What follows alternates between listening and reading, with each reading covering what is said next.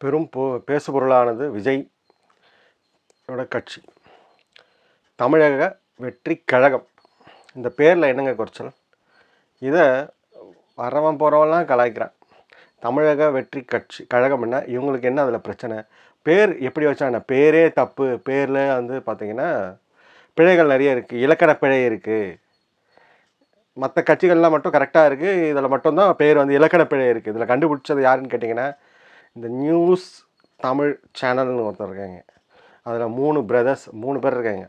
களவாணி கூட்டம் என்ன சொல்கிறது, அவங்கள 3 களவாணிகள் இருக்காங்க. அதில் வந்து ராஜேஷ், சன் ஜபர்சன், இன்னொருத்தர் 3 பேர் இருக்காங்க. இவங்க பேசுகிறதெல்லாம் கொஞ்சம் கேளுங்க. இந்த ஜபர்சனை பற்றி உங்களுக்கு ஏற்கனவே தெரியும். அந்த சன் விஜய் எங்கெல்லாம் போகிறாரு, விஜயோட அந்த மக்கள் இயக்கம் இதெல்லாம் என்னென்ன பண்ணுது, அதை மட்டுமே அவரோட டார்கெட். இதுக்கு முன்னாடி என்ன வேலை பார்த்துருந்தார் தெரியுங்களா? அவர் இதுக்கு முன்னாடி வந்து இந்த குவாரிகளில் மிரட்டி காசு வாங்கிட்டு இருந்தார். கன்னியாகுமரியில் நிறைய இடத்துல குவாரிகளில், அப்புறம் வந்து பிரசாந்த் அந்த கருகலைப்பு வாடகைத்தாய் விவகாரத்தில் வந்து நிறைய மிரட்டி காசு வாங்கினார். இவர் தான் வந்து பிரத்யேக காட்சிகளை கண்டுபிடிச்சார். அதுக்கப்புறம் என்ன எங்கே போனாங்க இவங்கெல்லாம்? பிரத்யேக காட்சியார் இது பண்ணாங்க, வெளியிட்டாங்க, எல்லாம் பண்ணாங்க. அதுக்கப்புறம் தொடர்ந்து அதை பற்றின விடையே தெரியாமல் அதுதான் இவங்களோட வேலை. என்னென்னா டிஆர்பி ரேட்டிங் ஏற்றுறோம், அந்தந்த கார்ப்பரேட்டுக்கிட்ட காசு வாங்கிட்டு சிங்சாக் தட்டிக்கிட்டு, அது இல்லாமல் அரசியல்வாதிகளுக்கு வந்து ஆளுங்கட்சிகள்லாம் வந்து சிங்சாக் தட்டுறது. இதுக்கு தான் இந்த மீடியா இருக்குது. இந்த மீடியாவில் ஒரு சில பேர் இருக்காங்க வாங்கி தின்ற பசங்க. எப்படி சொல்கிறதுன்னு என்னால் தெரியல. அதை விட மோசமான நிலைமையில் சொல்ல முடியல, பீப் போட்டுருவாங்க. அதனால் நான் சொல்லலை. இப்போது அந்த தமிழக வெற்றி கழகம் விஜய் திடீர்னு அறிக்கை தொடர் இவர் சொல்கிறது கொஞ்சம் விஜய் வந்து அரசியல் கட்சி ஆரம்பிப்பார் ஏற்கனவே எதிர்பார்த்த விஷயம் தான். ஏற்கனவே பேச்சில் அடிபட்டு இருக்கு. ஆனால் திடீர்னு இன்னைக்கு ஒரு அறிவிப்பு வரும்னு யாருமே எதிர்பார்க்கல. வழக்கமாக ஒரு அரசியல் கட்சி தொடங்க போகிறோம் அப்படின்னா ரஜினிகாந்த்லாம் கூட முன்னாடியே சொன்னார், தேதி பின்னர் அறிவிக்கப்படும், அரசியலுக்கு ஒரு உறுதி அப்படின்னு சொன்னார். கமலஹாசனும் சொன்னார், அண்ணனுக்கு தான் தெரியும், நான் மதுரையில் மீட்டிங் போட போகிறேன், இது மாதிரி அப்துல் கலாம் போய் சந்திக்க போகிறேன், அவருடைய இல்லத்துக்கு போக போகிறேன் அப்படிலாம் அறிவிப்பு வெளியிட்டாங்க. இவங்க ஏதோ ஒரு கமுக்கமாக திடீர்னு கொண்டு வர மாதிரி கொண்டு வராங்க. இது அறிக்கை வெளியிட்டு எங்கள் கட்சி தொடங்கி நீங்கள் பார்த்து அறிக்கை தொடர்ந்து, அதாவது அறிக்கை வெளியிட்டு கட்சியை தொடங்கணும் விஜய் தான் இருப்பார், வேறு யாரும் இருக்க மாட்டாங்க. இவங்களுக்கு என்ன வந்தது? இவங்க டிஆர்பி ரேட்டிங் ஏற்றுறதுக்காகவும் ஆளுங்கட்சிக்கிட்ட வந்து காசு வாங்கிட்டு சிங்சாக் தட்டுறதுக்கும். நான் ஏற்கனவே என்னோடய வீடியோஸில் போட்டிருக்கேன். மானங்கட்ட இந்த டெலிவிஷன் மீடியா, அந்த நியூஸ் மீடியாங்கெல்லாம் நிறையா இருக்குது. அந்த மாதிரி அவங்க வேலையே இதுதான். யார் எங்கெங்கே போகிறாங்க அவங்க ஃபாலோ பண்ணி அந்த கார்ப்பரேட் கிட்ட காசு வாங்குறது மிரட்டி கல்குவாரி விஷயத்தை அப்படியே ஊற்றி மூடிட்டார் ஒரு சன்னு. அதே சமயம் விஜயோட வாரிசு படம் அந்த யானை ஷூட்டிங்க்கு யானையை கொடுமைப்படுத்தினாங்க. அவர் என்ன பின்னாடி யானைக்கு விட்ட போட்டு தான் யானைக்கு பேதியாச்சான், யானைக்கு உச்சா போச்சான், கக்கா போச்சான், அதுக்கு மருந்து கொடுக்கலையா. இவர் தான் எல்லாத்தையும் பின்னாடி இருந்து விளக்கு பிடிச்சி பின்னாடியே கேமரா எடுத்துகிட்டு போவோம், யானைக்கு பின்னாடியே கேமரா வச்சுக்கிட்டே போன மாதிரியே இந்த சன் கொஞ்ச நாள் சொல்லிட்டு இருந்தார். அடிக்க வந்தாங்க, ஈவிபியில் அடிக்க வந்தாங்க விஜய் ரசிகர்கள் அப்படின்னு சொல்லிட்டு என்னென்னவோ கதை கட்டிவிட்டார். விஜயை பற்றி நான் பேசுகிறது இந்த சன்னோட வேலையை. இவருக்கு வேறு வேலையே கிடையாது.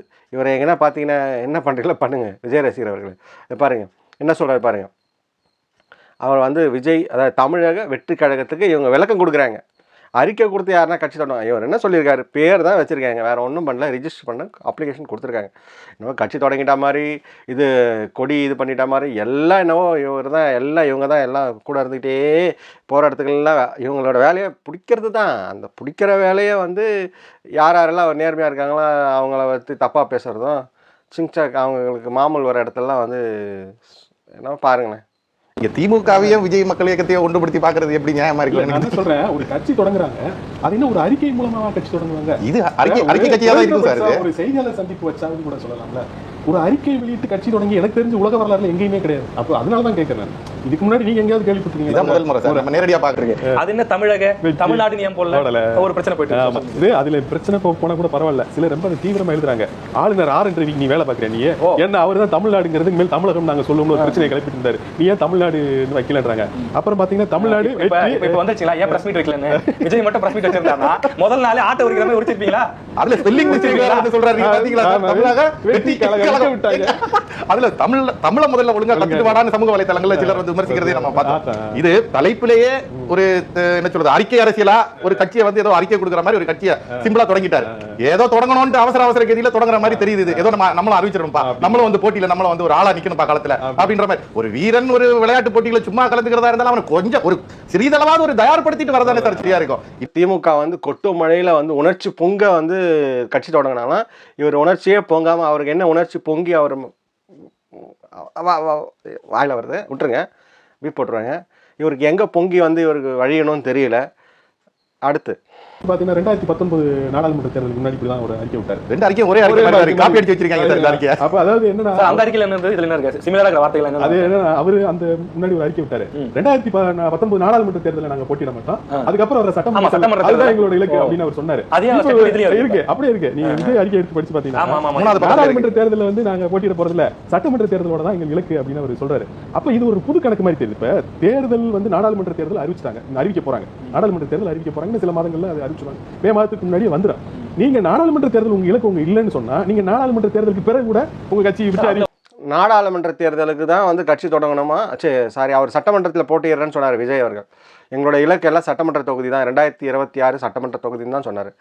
இப்போ என்ன அதுக்கான 2 வருஷத்துக்கான ஆயத்த பணி இப்போ எலெக்ஷன் அப்போ தான் வந்து கட்சியை தொடங்கி உடனே ஆயத்த பணி பண்ண முடியாது, பொறுப்பாளர்களை பண்ண முடியாது அப்படின்றதுக்காக தான் 2 வருஷத்துக்கு முன்னாடியே இந்த ஒரு தேர்தலில் என்னென்னலாம் பண்ண முடியும், என்ன பண்ணுறாங்க அப்படின்றத எல்லாம் தெரிஞ்சுக்கணுன்றதுக்காக இப்போ இந்த கட்சின்ற பேரை அனௌன்ஸ் பண்ணார், ரிஜிஸ்டர் பண்ணுறதுக்கு அப்ளை பண்ணியிருக்காரு. இவங்க என்னவோ நாடாளுமன்றம் இது சட்டமன்றம் 2026 தானே, இப்போ என்னத்துக்கு இவர் தொடங்கினார், இதை பண்ணார் அதை பண்ணார், இவங்களுக்கு என்ன பண்ணால் இவங்களுக்கு என்ன? அதே போல் நிர்வாகிகள், விஜய் மக்கள் இயக்கத்தில் இருக்க நிர்வாகிகள் மேலே குறை சொல்கிறாரு. இந்த சன்னு யாருக்கோ பிறந்த சன், இந்த சன்னுக்கு அந்த சேலத்தில் இருக்காங்களா, திருச்சியில் இருக்காங்களா, எல்லா கட்சியிலும் எல்லா ஃப்ராடு தானே எல்லாம் பண்ணிட்டு இருக்காங்க. மாவட்ட செயலாளர், எம்எல்ஏ, சமீபத்தில் அதெல்லாம் கேளுங்களேன், போய் நேரில் முதலமைச்சர்கிட்ட கேள்வி கேளுங்க, இல்லை அது கழக தலைவர்கிட்ட கேள்வி கேளுங்க, பொதுச்செயலாளர்கிட்ட கேள்வி கேளுங்க, கட்டையால் அடிப்பாங்க. அங்கெல்லாம் கேட்க மாட்டீங்க. யாருன்னா வந்தாங்கன்னா ஏமாந்துட்டு நல்லது பண்ணுறேன்னு வெளில வந்தாங்கன்னா அவங்கள பிடிச்சி இப்படி தான் பாவம் மனுஷன் விஜயகாந்த் இருந்தார், அவர் வாயிலேயே மைக்கை விட்டு அவர் வாயை பிடிங்கி அவர் கடைசியில் குடிகாரன்னு பேர் பட்டம் கொடுத்தது இந்த மானங்கட்ட மீடியா தான். ஒரு நல்ல மனுஷனை நல்லது செய்யணும்னு வந்த அந்த மனுஷனை கொன்னது இந்த மீடியா தான், இந்த டிவி சேனல்ஸ் தான். அவர் வாயிலேயே மைக்கை விட்டு மனுஷனை வெறியேற்றி அவர் ஏதாவது கோவத்தில் அவர் யதார்த்தமாக பேசுகிற மனுஷன், அவர் வாயிலேயே மைக்கை விட்டு அவரை கோவப்படுத்தி அவர் எதனா பேசிட்டாரோ உடனே விஜயகாந்த் இப்படி பேசிட்டார், மரியாதை இல்லாத பேசிட்டார், குடிச்சு பேசிட்டார், இவங்கன்னா குடியை ஊற்றி விட்ட மாதிரி குடிச்சிட்டு பேசினார் அப்படின்னு இப்படியே பேசி ஏன்டா மானத்தை எடுத்துகிட்டு இந்த மாதிரிலாம் திரியிறீங்க இந்த மானங்கட்ட மீடியா பசங்களா? எதுக்காக உங்களுக்கு இந்த ஒரு மானங்கட்ட பொழப்பு? அப்படி தான் அந்த நல்ல மனுஷனை கொண்டுட்டீங்க. நல்லது பண்ணணும்னு அரசியலுக்கு வந்தார், அவரை கொண்டுட்டீங்க. அடுத்து விஜய்க்கு என்ன பிளான் பண்ணிட்டுருங்களா? யார்கிட்ட கைக்கூலியாக நீங்கள் வேலை செய்கிறீங்க? அப்புறம் நல்லா எனக்கு வருதுங்க, இதுக்கு மேலே எதுவும் பேச முடியலங்க. அடுத்தது பாருங்க. ஒரு பாயிண்ட் நான் கேள்விப்பட்டேன், நான் விசாரிச்சேன். ஏங்க நீங்கள் 2 வருஷம் கட்சி தான் வந்து சட்டமன்ற தேர்தல் வர போகிறேன்னு சொல்கிறீங்க, அப்போ இப்போ இதுக்கு இவ்வளோ அவசரமாக பண்ண வேண்டியது என்னன்னா, மல்லிகார்ஜுன கார்கே சொன்ன ஒரு பாயிண்ட் அவங்க கோட் பண்ணுறாங்க. என்னன்னா 2024 அப்புறம் புது ஆட்சி மத்தியில் மீண்டும் ஆட்சி அமையும் பட்சத்தில் இன்னும் கட்டுப்பாடுகள் அதிகமாக இருக்கும், புதுசாக அரசியல் கட்சிகளே இருக்காது. ஒரு கார்கே சொல்லியிருக்காரு, என்ன சொல்லியிருக்காருன்னா, தமிழ்நாட்டு இந்தியாவிலுமே ஒரு கட்சி தான் இருக்கும், ஒரு கட்சி அப்படிங்கிற பாதையை நோக்கி போவோம், புதுசா அரசியல் கட்சிகளோ மற்ற அரசியல் கட்சிகளோ இல்லாத ஒரு நிலைமை ஏற்படும். ஆரம்பத்தில் அஇஅதிமுக இருக்கும் போதே இந்த இந்திரா காந்தி ஆட்சி செய்யும் போது மாநில கட்சிகளுக்கான கட்டுப்பாடுகள்லாம் வச்சு அந்த கட்சிகளுடைய உரிமைகள்லாம் ரத்து செய்யற அளவுக்கு எல்லாம் போச்சு. சோ அப்ப விஜய் தொடங்கி இருக்கிறது ஒரு தமிழகத்தை குறிவைத்து ஒரு மாநில கட்சியா தான் வருது. இப்ப நீங்க பாத்தீங்கன்னா அதிமுக அகில இந்திய அளவில் அவங்க என்ன சொல்லுவாங்கன்னா தேசிய அளவிலான ஒரு கட்சியா தான் அவங்களை காமிக்க விரும்புவாங்க. இது வந்து தமிழகத்தில் இப்போ இன்னைக்கு நம்ம பேசிட்டு இருக்கும்போது அவங்க ரசிகர் மன்றத்தில் தமிழகத்தை மட்டும் இல்ல பிற மாநில ரசிகர்கள் விஜய்க்கு அதிகமா இருக்கு. கேரளா, ஆந்திரா, கர்நாடகா படத்தை பிசினஸ் பண்றதே கேரளாவில் மோகன்லாலுக்கு மம்மூட்டிக்கு எவ்வளவு ஒரு பவர் இருக்கோ அதை விட ஒரு அளவுக்கு பூஸ்டா தான் வந்து விஜயோட பிலிம் அங்க வரும். நம்ம அதை நேரடியா நம்ம பார்த்திருக்கோம், அதை ரிப்போர்ட்டும் பண்ணிருக்கோம். இப்போ தமிழக வெற்றி கட்சின்னு சொல்லிட்டு இவர் இந்த பேரை தமிழகம்னு இந்த பேரை சேர்த்தோன்னு அவங்க வந்து என்ன பண்றதுன்னு தெரியாம கேரளா ஆந்திராவில் உள்ள ரசிகர்கள் என்ன பண்றது, ஆந்திர வெற்றிகளும் கேரளா வெற்றிகளும் கர்நாடகா வார்த்தையே ஒத்துக்க மாட்டாங்க. அப்படியா? அப்போ அது எனக்கு தெரியல, கன்னட எப்படின்னு தெரியல. இப்ப அதாவது பாத்தீங்கன்னா இந்த ராஜேஷ் சொல்றான் பாருங்க, மல்லிகார்ஜுன் சப்போஸ் ஆட்சி மாற்றம் வந்துட்டால், அதான் வராதுன்னு எல்லாருக்குமே தெரியுமே, காங்கிரஸ் வந்து படியே ஏறப்போறது இல்லை. அப்புறம் இருக்கும்போது ஆட்சி வந்துட்டால் இனிமேல் ஒரே கட்சி தான், இந்தியா ஃபுல்லாக ஒரே கட்சி தான் இருக்கும், மற்ற எந்த கட்சிகளுக்கும் வந்து பர்மிஷன் கிடையாது, எல்லாத்தையும் ரத்து பண்ணிவிடுவோம், நாங்கள் ஒருத்தர் தான் கொடி பிடிச்சிட்டு டெல்லியில் நின்று ஆட்டுவோம் மேலே அப்படின்னு இவர் சொல்லிட்டு இருக்கார் ராஜேஷ். மல்லிகார்ஜுன கார்கே வந்து பிரதமர் ஆகிட்டார்னா வந்து நீங்கள் ஆனார் தானே அந்த கதை, நீங்கள் தான் ஆகவே போகிறது இல்லையே. மொத்தத்தில் ஒரு 50 எம்பியாவது வரீங்களாம் கொஞ்சம் பார்த்துக்குங்க, அதுக்கு அதெல்லாம் பண்ணுங்கள். இதுக்கு இந்த மீடியா வந்து அந்த நியூஸ் தமிழ் அவங்க அடிக்கிற ஜால்ரா இந்த ராஜேஷ், இவர் சேலத்தில் தட்டினார் சிங்கு நிறைய, இதை பண்ண அதை பண்ண வீடியோ எடுத்தேன், மறைமுகமாக எடுத்தேன், இவ்வளோ பேரை அடைச்சி வச்சுருக்காங்க, அதுக்கப்புறம் என்னங்க பண்ணீங்க, நடவடிக்கை எடுத்தீங்க? குண்டோட அடிச்சு வச்சிருந்தாங்களே, கூட்டம் கூட்டமாக வச்சு இந்த ஹோட்டலில் சாப்பாடு போட்டாங்க, ஏடிஎம்கே இப்படி பண்ணாங்க அப்படி பண்ணாங்க, நீங்கள் காங்கிரஸ் இப்படி பண்ணாங்க, டிஎம்கே பண்ணாருன்னீங்க. அதுக்கப்புறம் என்ன பண்ணீங்க? அதுக்கான நடவடிக்கை எதுவுமே நீங்கள் உங்கள் மேலே தாக்குதல் பண்ண வந்தாங்க, அதுக்கு கம்ப்ளைண்ட் கொடுத்தீங்களா? என்ன ஆக்ஷன் எடுத்தீங்க? எதுவுமே சொல்லவே இல்லை. இப்போ மட்டும் வந்து இதெல்லாம் கொடி பிடிச்சிட்டு நிற்கிறீங்க. அன்றைக்கி காங்கிரஸுக்கு காசு கொடுத்துட்டீங்க, காசு வாங்கிட்டீங்களா அவங்ககிட்டலாம்? இந்திய அளவில் அவங்க என்ன சொல்லுவாங்கன்னா தேசிய அளவிலான ஒரு கட்சியாக தான் அவங்கள காமிக்க விரும்புவாங்க. இது வந்து தமிழகத்தில் இப்போ இன்னைக்கு நம்ம பேசிட்டு இருக்கும்போது அவங்க ரசிகர் மன்றத்துல தமிழகத்தை மட்டும் இல்ல பிற மாநில ரசிகர்கள் விஜய்க்கு அதிகமா இருக்கு. கேரளா விஜய் படம் நடித்தா இவங்களுக்கு என்ன, படம் நடிக்கல இவங்க இவருக்கு வந்து தமிழ்நாட்டில் மட்டும் ஃபேன்ஸ் இல்லையா, ஆந்திராவில், கர்நாடகாவில், அடுத்து கேரளாவில் நிறைய ஃபேன்ஸ் இருக்காங்களாம். அவங்கெல்லாம் பாதிக்கப்படுவாங்களாம் படம் பார்க்க முடியாமல். அதுவும் இல்லாமல் இப்போது தமிழ்நாட்டுக்காக இவர் வந்து தமிழக வெற்றி கட்சின்னு தொடங்கிட்டார். இப்போ கேரளாவுக்கு கேரளா வெற்றி கழகம்னு வெற்றி கழகம் சொல்லுவாரா, கர்நாடகாவில் அது மாதிரி சொல்லுவாரா வெற்றி கழகன்ட்டு, ஆந்திராவில் சொல்லுவாரா? இதெல்லாம் ஒரு பேரேங்க. உனக்கு எங்கெங்க எங்கெங்க உங்களுக்கு எரியுது? அப்படியே அமுக்கிட்டு உட்காருங்களேன். இந்த சன்னுக்கு வேறு வேலையே இல்லை. சன்னுக்கு ஒரு நாளைக்கு ஃபீஸ் பிடுங்கிறது கன்ஃபார்ம் ஆயிடுச்சு.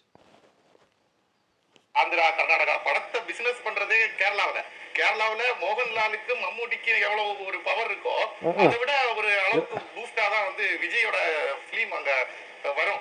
நம்ம நேரடியா நம்ம பார்த்திருக்கோம், அதை ரிப்போர்ட்டும் பண்ணிருக்கோம். இப்போ தமிழக வெற்றி கட்சின்னு சொல்லிட்டு இவர் இந்த பேரை தமிழகம்னு இந்த பேரை சேர்த்தோன்னு அவங்க வந்து என்ன பண்றதுன்னு தெரியாம கேரளா ஆந்திராவில் உள்ள ரசிகர்கள் என்ன பண்றது ஆந்திர வெற்றி கழகம் கேரளா வெற்றி கழகம் கர்நாடகா வார்த்தையே ஒத்துக்க மாட்டாங்க. அப்படியா? அப்போ அது எனக்கு தெரியல, தெரியல. இப்ப தமிழ்நாட்டிலே அண்ணன் சொன்னாரு கேரளால ஆந்திரால, தமிழ்நாட்டிலே ஒரு பிரச்சனை போயிட்டு இருக்கு. அது என்ன தமிழ்நாடு நியம் போடல ஒரு பிரச்சனை போயிட்டு அதுல இந்த தமிழகன் போட்டால் இவங்களுக்கு என்ன, தமிழ்நாடுன்னு போட்டால் இவங்களுக்கு என்ன? இவங்க வேலை லைட்டு பிடிச்சி விளக்கு பிடிச்சிக்கிட்டு கேமரா தூக்கிட்டு போய் நிற்கணும். யார் எந்த இதில் இருக்கிறாங்க, எந்த ரூமில் இருக்கிறாங்க, இதுதானே அவங்க வேலை.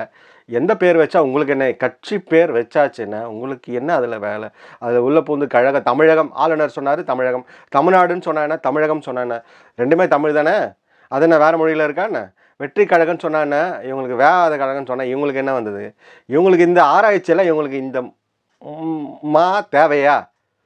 இதெல்லாம் இவங்களுக்கு தேவையா? இவங்களுக்கு இந்த இத்தனை நாளாக வராதவங்க, நான் கேட்குறேன், இத்தனை நாளாக வந்து சொல்லாதவங்க திடீர்னு நேற்று காலையில் விஜய் சொன்ன உடனே கட்சி கழகம் பேர் அனௌன்ஸ் பண்ண உடனே இவங்க நைட்டு கூட்டம் போட்டுட்டு உட்காந்துக்கிட்டு டிவியில் அதுக்கு ஒரு கான்ஃபரன்ஸ். இந்த 3 frauds, 3 idiots, correct, 3 idiots. Vijay பாணியில் சொன்ன 3 இடியட்ஸ். 6:30 ரூபாய்க்கு வேலை பார்த்தா இவங்களுக்கு என்ன, யாருக்கு வேலை பார்த்தா இவங்களுக்கு என்ன? நீ யாருக்கு வேலை பார்க்குறியா அங்கே வேலை பாருயா. அப்புறம் பாத்தீங்கன்னா தமிழ்நாடு இப்ப வந்துச்சுங்களா, ஏன் பிரஸ் மீட் வைக்கலன்னு விஜய் மட்டும் பிரஸ் மீட் வச்சிருந்தாங்கன்னா முதல் நாளே ஆட்டை உரிக்கிற மாதிரி உரிச்சிருப்பீங்களா? அதுல ஸ்பெல்லிங் மிஸ்டேக் சொல்றாரு பாத்தீங்களா? தமிழக வெற்றி விட்டாங்க. அதுல தமிழ முறையில ஒழுங்கா கத்துட்டு வாடான்னு சமூக வலைத்தளங்கள்ல சிலர் வந்து விமர்சிக்கிறதே நம்ம. ஆமா, இவங்கெல்லாம் தமிழ் நல்லா பேசுறாங்க. ஒரு என்ன சொல்லுதா, இவங்கெல்லாம் தமிழ் நல்லா பேசுகிறாங்களே. இவங்க டிவியில் போய் பாருங்கள், பேசும்போது ஜபர்சன் பேசும்போது, மற்றவங்க எல்லாரும் பத்திரிகையாளர்கள்லாம் பேசும்போது, பேட்டி கொடுக்கும்போது, இல்லைனா ஏதோ ஒரு இடத்துல லைவ் போடும்போது கீழே ஸ்க்ரோல் பண்ணுற அந்த ஹெட்லைன்ஸ்லேயே எவ்வளோ தமிழ் தப்புகள் இருக்குது. இவங்க வந்து தமிழை பற்றி பேசுகிறாங்க. இவங்க ஆராய்ச்சி பண்ணி விஜயோட தமிழ் கழகம் அதில் எழுத்துப்பிழை இருக்குது, இலக்கண பிழை இருக்குண்டு. இவங்களுக்கு என்ன பிழை இருந்தால் என்ன? இவங்களுக்கு தேவை கண்டென்ட். அறிக்கை அரசியலா ஒரு கட்சியை வந்து ஏதோ அறிக்கை கொடுக்குற மாதிரி ஒரு கட்சியை சிம்பிளா தொடங்கிட்டாரு. ஏதோ தொடங்கணும்னு அவசர கதியில தொடங்குற மாதிரி தெரியுது. இது ஏதோ நம்மளும் அறிவிச்சிருப்பா, நம்மளும் வந்து போட்டியில நம்மளும் அவசரமாக கட்சியை தொடங்கினாரு. நீ வா, பொறுமையாக ஆட்டிக்கிட்டு பொறுமையாக கேமரா எடுத்துக்கிட்டு வந்து பொறுமையாக நில்லு. இப்போ யார் வேண்டான்னா வந்து ஒரு ஆளா நிக்கணும்பா களத்துல அப்படின்ற மாதிரி ஒரு வீரன் ஒரு விளையாட்டு போட்டிகளை சும்மா கலந்துக்கிறதா இருந்தாலும் அவன் கொஞ்சம் ஒரு சிறிதளவாவது ஒரு தயார்படுத்திட்டு வரதானே சார் சரியா இருக்கும். இப்போ ஒரு கட்சி தொடங்கி வலுவான கட்சிகள் திமுக, அதிமுகவுக்கு இணையா வந்து களத்துல வந்து நிக்க போறோம், நாங்களும் வந்து வெற்றியை நிலைநாட்ட போறோம்லாம் சொல்றாங்க. அங்க இருக்கக்கூடிய மாவட்ட செயலாளர் எவ்வளவு வலுவா இருக்காங்க. உங்க என்ன வலுப்படுத்திட்டு வரணும்? வாங்கிட்டு போய் கூட முட்டை கறி தொண்டர்களுக்கெல்லாம் நீ வாங்கிட்டு போய் கூட. அவர் வலுப்படுத்தி தான் வச்சிருக்காரு. இவ்வளோ நாளாக மக்கள் பணி ஆற்றினார். இப்போ மக்களுக்காக வந்து தமிழ்நாட்டு அரசியலுக்காக, அரசியல் பலம் இருந்தால்தான் கட்சி, அதாவது மக்களை காப்பாற்ற முடியும். வெறும் நடிகர் அப்படின்ற ஒரு இதை மட்டும் வச்சுக்கிட்டு எந்த இதுவும் பண்ண முடியல. அதிகாரத்துக்கு வந்தால்தான் மக்களுக்கு நல்லது செய்ய முடியும், அவர்களுக்கு நேரடியாக தொடர்பு கொள்ள முடியும். இப்போ இதில் தானே பிரச்சனையே ஓடிட்டுருக்கு. நீங்கள் என்ன பண்ணீங்க இது நாள் வரையும்? மக்கள் பணியாற்றும் செய்தி நிறுவனங்களே நீங்கள் என்ன மக்கள் பணி ஆற்றுனீங்கன்னு சொல்லுங்கள். எந்த ஒரு விஷயத்தையாவது முழுசாக போட்டுருங்க. உங்களுக்கு டிஆர்பி ரேட் ஏறுற வரையும், உங்களுக்கு அவங்ககிட்டேருந்து கார்பரேட்லேருந்து காசு வர வரையும் போட்டு காட்டுவீங்க. காசு வந்து அக்கௌண்ட்டில் விழுந்துச்சுன்னு சொன்ன உடனே நீ அந்த நியூஸை கட் பண்ணிட்டு எடிட் பண்ணிட்டு போயிடுவீங்க. இதானே உங்களுக்கு இந்த மானகட்ட மீடியாவுக்கு வேலையே. நான் கேட்குறேன், ஒவ்வொரு அரசியல் கட்சி தலைவர்கள் பேட்டி கொடுக்கும்போது இவ்வளோ நியாயமாக பேசுகிறீங்களே நீங்கள்லாம், ஏதாவது ஒருத்தர் பேட்டி கொடுக்கும்போது, யாராவது ஒருத்தர் பேட்டி கொடுக்கும்போது, செய்தியாளர்கள் சந்திப்பு பண்ணும்போது, நீங்கள் ஒருத்தர் செய்தியாளர்கள் சந்திப்பு வரும்போது, எந்த பெரிய அரசியல் கட்சி தலைவராகட்டும் இல்லை சாதாரண பொதுமக்களாகட்டும், ஏதாவது ஒன்று இருக்கும்போது மீடியா கூப்பிட்டா உடனே என்ன சொல்லுவீங்க? வந்த உடனே அங்கே மைக்கை பிடிச்சி நிற்பீங்க. ரைட்டா, ஓகே, உனக்கு 500 எனக்கு 1000 கவரில் வந்துச்சா முடிஞ்சிச்சா, ஓகே வாங்க ஓடிடுறீங்க. கரெக்டாக காசு வாங்கிட்டு எல்லாருக்கும் காசு வாங்கினதுக்கப்புறம் தான் நீங்களாம் அந்த இடத்த விட்டு நகர்றீங்க. உங்களுக்குலாம் சம்பளம் வாங்கலை, நீங்களாம் இதை மட்டுமா நம்பிட்டு இருக்கீங்க? நீங்களாம் சம்பளம் வாங்கலை, உடனே எந்த மீட்டிங் எதை ப்ரெஸ் மீட் வச்சாலும் உடனே எனக்கு கவர் வந்துருச்சு, உனக்கு 500 வந்துச்சா, எனக்கு 1000 வந்துச்சா, எனக்கு இப்படி தான் வரலன்னா உடனே போய் கேட்க வேண்டியது. அவங்க அந்த மீட்டிங் போட்ட அந்த மாவட்ட செயலரோ ஏதோ ஒரு கட்சி சார்பாவோ இல்லை ஏதோ ஒரு தொண்டு நிறுவனம் சார்பாவோ எதையாவது ஒரு மீட்டிங்லையாவது நீங்கள் கவர் வாங்காமல் காசு வாங்காமல் நீங்கள் பேட்டி எடுத்த இல்லை நியூஸை வாங்கி நீங்கள் போட்டான்னு சொல்லுங்கள், நான் என் பேரையே மாற்றிக்கிறேன். இப்போ தான் நான் சொன்னேன் உங்களை நீங்களாம் மானங்கட்ட மீடியான்னு சொல்லிட்டு.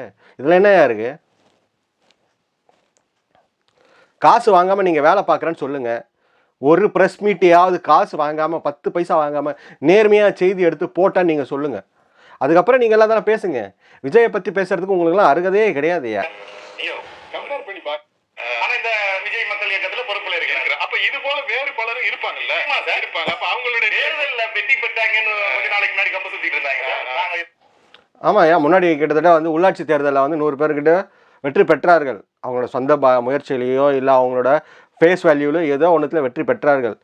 அது இன்றைக்கி வருங்காலத்தில் வந்து அவங்களுக்கே வந்து இப்போ வெற்றி பெற்றவங்க அடுத்து மாவட்ட செயலாளர் போஸ்டிங் கொடுக்கலாம், ஏதோ ஒரு போஸ்டிங் கொடுக்கலாம். இப்போ தான் கட்சி ஆரம்பிச்சிருக்காங்க. இனிதான் கரெக்டான மாவட்ட செயலாளர் யார், பொறுப்பாளர்கள் யாரும் நியமிக்க வேண்டாம். 2 வருஷம் டைம் இருக்குல்ல. கட்சி ஆரம்பிக்கும் போதே நீங்கள் அதுக்கு மூடு விழா பண்ணுறதுக்கு என்னென்னலாம் பண்ண முடியுமோ அந்த மானங்கட்ட மீடியாஸ் இது எல்லாத்தையும் பண்ணிட்டுருக்கீங்க. அதுவும் எஸ்பெஷலி ஒரு 4-5 மீடியா இருக்கீங்க. வாங்கி குடின்னு குடிச்சுவிட்டு கையை நக்கிட்டு பின்னாடி ஒரு கதை சொல்லிட்டு போயிடுவீங்க. எனக்கு ஒரு பர்சனலாக ஒரு கேள்வி இருக்கு. இது வரைக்கும் அவர் படங்களுக்கு எவ்வளோ சம்பளம் வாங்குறாருன்னு எங்கேயுமே வெளிப்படையாக சொன்னதில்லை. அவர் உண்மையிலேயே டேக்ஸ்லாம் கரெக்டாக அவர் சம்பளம் வாங்குறத பற்றி இந்த ராஜேஷ் கேட்குறாரு. அவர் வெளிப்படையாக சொன்னதில்லையா? ஏன் எல்லாருக்கிட்டே போய் கேளு அந்த வார்த்தையா? ரஜினிகிட்டேருந்து எல்லாருக்கிட்டையும் கேளு. யார் எவ்வளோ சம்பளம் வாங்குறா நீ சொல்லு. நீ எவ்வளோ சம்பளம் வாங்குறேன்னு மீடியா கிட்ட சொல்ல பார்க்கலாம். அப்புறம் இவ்வளோ பேசுகிறல, நீ எவ்வளோ சம்பளம் வாங்குற, நீ எவ்வளோ மொய்க்கவர் வாங்குற, ஒவ்வொரு ப்ரெஸ் மீட்லேயும் வந்து எவ்வளோ மொய்க்கவர் வாங்குற, நீ எல்லாம் வந்தனா ரேட்டே வேறு எனக்கு தெரியும். 5000 10,000 அந்த மாதிரி ரேட்டுக்கெல்லாம் போகுது.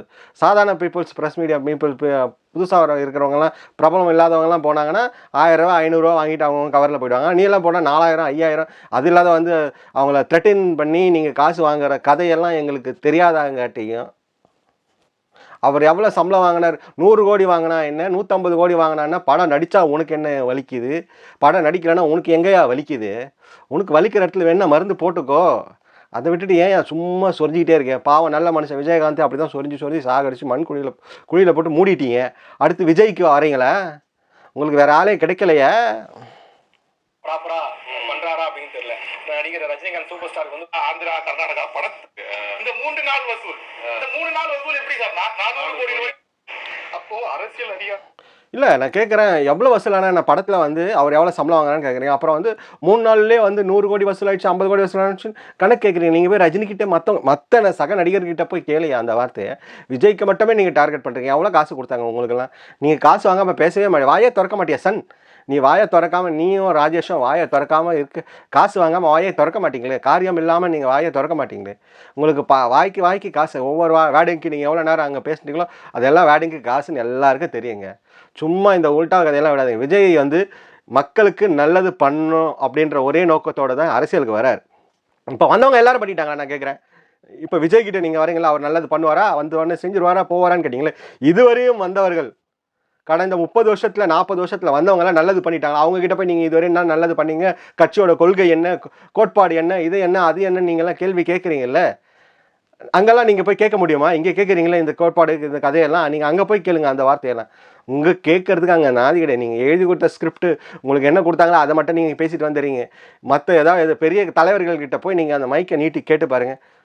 அதாவது வளர்ந்து வரவங்களாம் உங்களுக்கு பிடிக்காது. இந்த மீடியாக்காரங்க காசை வாங்கிட்டு எப்படி இப்போ கேட்க சொல்கிறாங்களோ அப்படி கேட்க வேண்டியது. ஒரு மனுஷனை வந்து சுயமரியாதையை தூண்டி, அதாவது எப்படி சொல்கிறது, அவனோட கோபத்தை தூண்டி அவன் வாயில் என்ன வருது அப்படின்ற அளவுக்கு நீங்கள் கேட்டு பிரச்சனையை உண்டாக்கி கிரியேட் பண்ணி டென்ஷன் ஆக்கி இப்படி தான் பண்ணிட்டுருங்க. என்ன பண்ணீங்க, அவர் கூவத்தூரில் அவரோட இதில் பனையூரில் வந்து மீட்டிங் நடத்தும் போது செவ்வறு உடஞ்சிதுன்னீங்க, கால் உடஞ்சிதுன்னீங்க, இதெல்லாம் மீடியாவில் போட்டு காமிச்சிங்க.